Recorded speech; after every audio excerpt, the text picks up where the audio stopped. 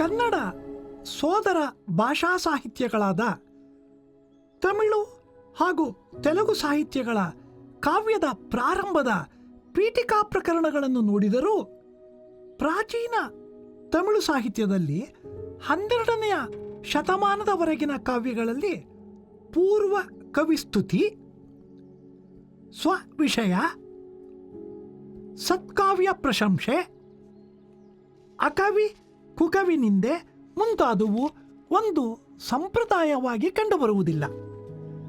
12ನೆಯ ಶತಮಾನದ ಅನಂತರದ ಕೃತಿಗಳಲ್ಲಿ ಇದು ಪ್ರಾಸಂಗಿಕವಾಗಿ ಕಾಣಿಸಿಕೊಂಡಿದೆ. ಇನ್ನು ತೆಲುಗು ಕಾವ್ಯ ಪರಂಪರೆಯಲ್ಲಿ ಪೂರ್ವ ಕವಿ ಸ್ಮರಣೆ ಒಂದು ಸಂಪ್ರದಾಯವಾಗಿ ಮೊದಲ ಕವಿ ನನ್ನಯ್ಯನಿಂದಲೇ, ಅಂದರೆ ಕ್ರಿಸ್ತಶಕ 1022ರಿಂದ 1063 ಅವಧಿಯಲ್ಲಿ ಇದ್ದ ಕವಿ ನನ್ನಯ್ಯನಿಂದಲೇ ಪ್ರಾರಂಭವಾಗಿ ಉದ್ದಕ್ಕೂ ಬಂದಿದೆ. ಮುಖ್ಯವಾಗಿ ತೆಲುಗು ಕವಿಗಳೆಲ್ಲ ಸಂಸ್ಕೃತ ಹಾಗೂ ತಮಗೆ ಪೂರ್ವದ ತೆಲುಗು ಕವಿಗಳನ್ನು ಸ್ತುತಿಸುತ್ತಾರೆ. ಅಕಾವ್ಯ ಹಾಗೂ ಕುಕವಿನಿಂದೆಯ ಸಂಪ್ರದಾಯ ನನ್ನಯ್ಯನಲ್ಲಿ ಕಾಣದು. ಅದು ಪ್ರಾರಂಭವಾದದ್ದೇ 12ನೆಯ ಶತಮಾನದ ಕವಿ ನಂದೆ ಚೋಡ ಎಂಬುವನಿಂದ. ಅಷ್ಟೇ ಅಲ್ಲ, ಕನ್ನಡ ಕಾವ್ಯದ ಪೀಠಿಕಾ ಪ್ರಕರಣಗಳಂತೆ ಸಮಸ್ತ ಲಕ್ಷಣಗಳು, ಇಷ್ಟದೇವತಾ ಸ್ತುತಿ, ಪೂರ್ವ ಕವಿಸ್ತುತಿ, ಕುಕವಿನಿಂದೆ, ಸತ್ಕಾವ್ಯ ಪ್ರಶಂಸೆ, ಕೃತಿಕಾರನ ಸ್ವವಿಷಯ,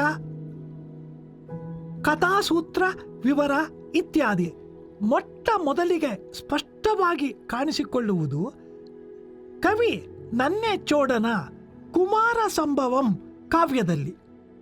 ಆದರೆ ಮುಂದೆ ಈ ಪದ್ಧತಿ ತೆಲುಗು ಕಾವ್ಯಗಳಲ್ಲಿ ನಿಯತವಾಗಿ ಬಂದಿಲ್ಲ. ಕೆಲವರ ಕೃತಿಗಳಲ್ಲಿ ಕಾಣುತ್ತದೆ, ಕೆಲವರಲ್ಲಿ ಇಲ್ಲ.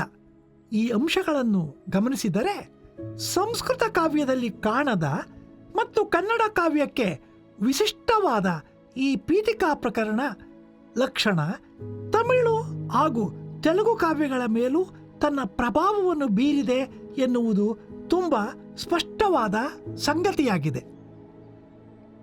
ಕನ್ನಡ ಕಾವ್ಯಕ್ಕೆ ವಿಶಿಷ್ಟವೆಂಬಂತೆ ತೋರುವ ಕಾವ್ಯಾಂತರ್ಗತ ಕಾವ್ಯ ಚರ್ಚೆಯೊಂದು ಪ್ರಾರಂಭವಾದದ್ದು ಬಹುಶಃ ಜಿನಸೇನಾಚಾರ್ಯರ ಪೂರ್ವ ಪುರಾಣದಿಂದಲೇ ಎಂದು ಕಾಣುತ್ತದೆ.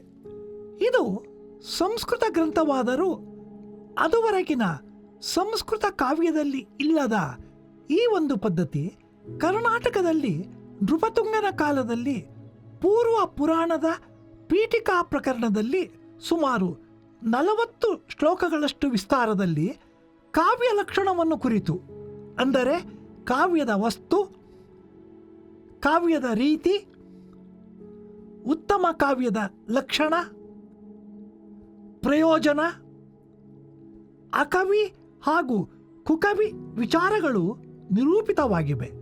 ಇದನ್ನು ಮೊದಲಿಗೆ ಪಂಪ ತನ್ನ 2 ಕಾವ್ಯಗಳಲ್ಲಿ ಕನ್ನಡದಲ್ಲಿ ರೂಢಿಗೆ ತಂದನು. ಮುಂದೆ ಇದು ತುಂಬ ಸ್ವಾರಸ್ಯವಾಗಿ ಅತ್ಯಂತ ಉತ್ಸಾಹದಿಂದ ಉಳಿದೆಲ್ಲ ಧರ್ಮಗಳವರ ಕವಿಕೃತಿಗಳಲ್ಲಿಯೂ ಬೆಳೆದು ಬಂದಿದೆ. ಒಟ್ಟಿನಲ್ಲಿ ಕನ್ನಡ ಕಾವ್ಯಕ್ಕೆ ಇದು ಜೈನ ಕವಿಗಳ ಕೊಡುಗೆ.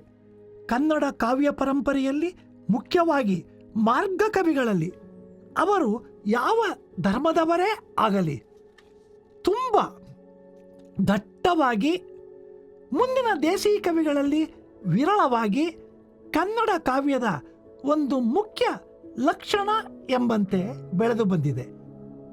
ಈ ಒಂದು ಪದ್ಧತಿ ಕಾವ್ಯಾಂತರ್ಗತವಾದ ಹಾಗೂ ಕಾವ್ಯ ಕೇಂದ್ರಿತವಾದ ಕಾವ್ಯ ಮೀಮಾಂಸೆಯೊಂದನ್ನು ಕನ್ನಡದಲ್ಲಿ ಪ್ರಾಚೀನದಿಂದ ಆಧುನಿಕ ಕಾಲದವರೆಗೂ ರೂಢಿಸಿಕೊಂಡು ಬಂದಿದೆ. ಒಂದು ಕಾಲಕ್ಕೆ ಕಾವ್ಯವೇ ಸಾಹಿತ್ಯದ ಕೇಂದ್ರ ಮಾತ್ರವಲ್ಲ, ಸಮಸ್ತವೂ ಆಗಿತ್ತು. ಸಾಹಿತ್ಯ ಹಾಗೂ ಕಾವ್ಯ ಈ ಎರಡೂ ಸಮಾನಾರ್ಥಕವಾಗಿದ್ದ ಕಾಲ ಅದು. ಕಾವ್ಯ ಅಂದರೆ ಗದ್ಯ ಪದ್ಯ ಮಾತ್ರವಲ್ಲ, ನಾಟಕವೂ. ಕಾವ್ಯವನ್ನು ದೃಶ್ಯ ಮತ್ತು ಶ್ರವ್ಯ ಎಂದು ವಿಭಾಗಿಸಿ ನಾಟಕವನ್ನು ಶ್ರವ್ಯ ಕಾವ್ಯದ ನೆಲೆಯಲ್ಲಿ ಪರಿಗಣಿಸಲಾಯಿತು. ಕಾವ್ಯದ ಆಸ್ವಾದವಾಗಲಿ ನಾಟಕದ ಆಸ್ವಾದವಾಗಲಿ ತತ್ವಶಃ ಬೇರೆ ಬೇರೆ ಅಲ್ಲ ಎಂದು ಒಪ್ಪಲಾಯಿತು. ಆದರೂ ಕಾವ್ಯವನ್ನು ಕುರಿತ ಚರ್ಚೆ ನಾಟಕಾನುಭವದ ಮೂಲಮಾನದಲ್ಲೇ ನಡೆದರೂ ಈ ಚರ್ಚೆಗೆ ಕಾವ್ಯ ಮೀಮಾಂಸೆ ಎಂದೇ ಕರೆಯಲಾಗಿದೆ. ಪಶ್ಚಿಮದಲ್ಲೂ ಅಷ್ಟೇ ನಾಟಕ ಲಕ್ಷಣವನ್ನು ಕುರಿತ ಚರ್ಚೆ ಕಾವ್ಯ ಮೀಮಾಂಸೆ ಪೊಯೆಟಿಕ್ಸ್ ಎಂದೇ ಪರಿಗಣಿತವಾಗಿದೆ. ಒಟ್ಟಿನಲ್ಲಿ ಸಾಹಿತ್ಯ ಚರ್ಚೆ ಕಾವ್ಯ ಕೇಂದ್ರಿತವಾದದ್ದೇ. ಸಂಸ್ಕೃತ ಸಾಹಿತ್ಯ ಪರಂಪರೆಯಲ್ಲಿ ಕಾವ್ಯ ನಾಟಕಗಳೆರಡಕ್ಕೂ ಅನ್ವಯವಾಗುತ್ತಿದ್ದ ಈ ಚರ್ಚೆ ಕನ್ನಡ ಕಾವ್ಯ ಸಂದರ್ಭದಲ್ಲಿ ಕೇವಲ ಕಾವ್ಯಕ್ಕೆ ಕೇಂದ್ರಿತವಾಗಿದೆ. ಕನ್ನಡ ಲಾಕ್ಷಣಿಕರಲ್ಲಿ ಕನ್ನಡದಲ್ಲಿ ಸ್ವತಂತ್ರ ನಾಟಕಗಳ ರಚನೆಯೇ ಬೆಳೆಯದೇ ಹೋದುದರಿಂದಲೋ ಏನೋ ಕನ್ನಡ ಲಕ್ಷಣಕಾರರಾರೂ ನಾಟಕ ಲಕ್ಷಣವನ್ನು ಪ್ರತಿಪಾದಿಸುವ ಗೊಡವೆಗೆ ಹೋಗಲಿಲ್ಲ. ಇದರ ಜೊತೆಗೆ ಕನ್ನಡ ಕವಿಗಳ ಕಾವ್ಯದ ಒಂದು ಅಂಗವಾಗಿಯೇ ಕಾವ್ಯಾಂತರ್ಗತ ಕಾವ್ಯ ಚರ್ಚೆಯೊಂದು ಬೆಳೆದದ್ದು ವಿಶೇಷದ ಸಂಗತಿಯಾಗಿದೆ. ಹೀಗೆ ಕಾವ್ಯವನ್ನು ಕೇಂದ್ರದಲ್ಲಿ ಇರಿಸಿಕೊಂಡು ನಡೆದ ಕಾವ್ಯ ಚರ್ಚೆಯೇ ಅನಂತರ ಸಾಹಿತ್ಯದ ಇತರ ಪ್ರಕಾರಗಳಿಗೂ ಅನ್ವಯಿಸುವ ಕಾವ್ಯ ಮೀಮಾಂಸೆಯಾಗಿರುವುದು ವಿಶ್ವಸಾಮಾನ್ಯವಾದ ಅಂಶವಾಗಿದೆ. ಹೊಸಗನ್ನಡ ಸಾಹಿತ್ಯ ಸಂದರ್ಭದಲ್ಲಿ ಸಾಹಿತ್ಯ ಎಂಬ ಮಾತಿನ ವ್ಯಾಪ್ತಿ ಹಿಂದಿಗಿಂತ ಬೇರೆಯಾದರೂ ಸಾಹಿತ್ಯ ಚರ್ಚೆಯ ಕೇಂದ್ರ ಕಾವ್ಯವೇ ಆಗಿರುವುದು ಸ್ವಾರಸ್ಯದ ಸಂಗತಿಯಾಗಿದೆ. ನವೋದಯ ಹಾಗೂ ನವ್ಯ ಸಾಹಿತ್ಯ ಸಂದರ್ಭಗಳಲ್ಲಂತೂ ಸಾಹಿತ್ಯ ಚರ್ಚೆ ಮೂಲತಃ ಕಾವ್ಯ ಕೇಂದ್ರಿತವಾಗಿರುವುದನ್ನು, ಕಾವ್ಯದ ಸ್ವರೂಪವನ್ನು ಕುರಿತು ಅನೇಕ ಕವಿಗಳು ಕುವೆಂಪು, ಬೇಂದ್ರೆ, ಕೆ.ಎಸ್. ನರಸಿಂಹಸ್ವಾಮಿ, ಪೂತಿ ನರಸಿಂಹಾಚಾರ್, ಗಂಗಾಧರ ಚಿತ್ತಾಲ, ಗೋಪಾಲಕೃಷ್ಣ ಅಡಿಗ, ರಾಮಚಂದ್ರ ಶರ್ಮ ಇಂಥವರು ಪದ್ಯಗಳನ್ನು ಬರೆದಿರುವುದನ್ನು ನೋಡಿದರೆ ನಮ್ಮ ಕನ್ನಡದಲ್ಲಿ ಪ್ರಾಚೀನದಿಂದಲೇ ಪ್ರಾರಂಭವಾದ ಕಾವ್ಯ ಕೇಂದ್ರಿತ ಹಾಗೂ ಕಾವ್ಯ ರೂಪದ ಕಾವ್ಯ ಮೀಮಾಂಸೆಯ ಪರಂಪರೆಯೊಂದು ಇಂದಿಗೂ ಮುಂದುವರಿಯುತ್ತಿದೆ ಎನ್ನುವುದನ್ನು ಗುರುತಿಸಬಹುದು. ಆದರೆ ಪ್ರಗತಿಶೀಲ ಮತ್ತು ದಲಿತ ಬಂಡಾಯ ಸಾಹಿತ್ಯ ಚಳುವಳಿಗಳ ಸಂದರ್ಭದಲ್ಲಿ ಸಾಹಿತ್ಯವನ್ನು ಕುರಿತ ಚರ್ಚೆ ಕೇವಲ ಕಾವ್ಯ ಕೇಂದ್ರಿತವಾಗದೆ ಒಟ್ಟಾರೆಯಾಗಿ ಸಾಹಿತ್ಯವನ್ನು, ಅದಕ್ಕೆ ಅಗತ್ಯವಾದ ಸಾಮಾಜಿಕ ಧೋರಣೆಗಳನ್ನು ತನ್ನ ತೆಕ್ಕೆಗೆ ತೆಗೆದುಕೊಂಡದ್ದು ಒಂದು ಮುಖ್ಯವಾದ ಬದಲಾವಣೆಯಾಗಿದೆ.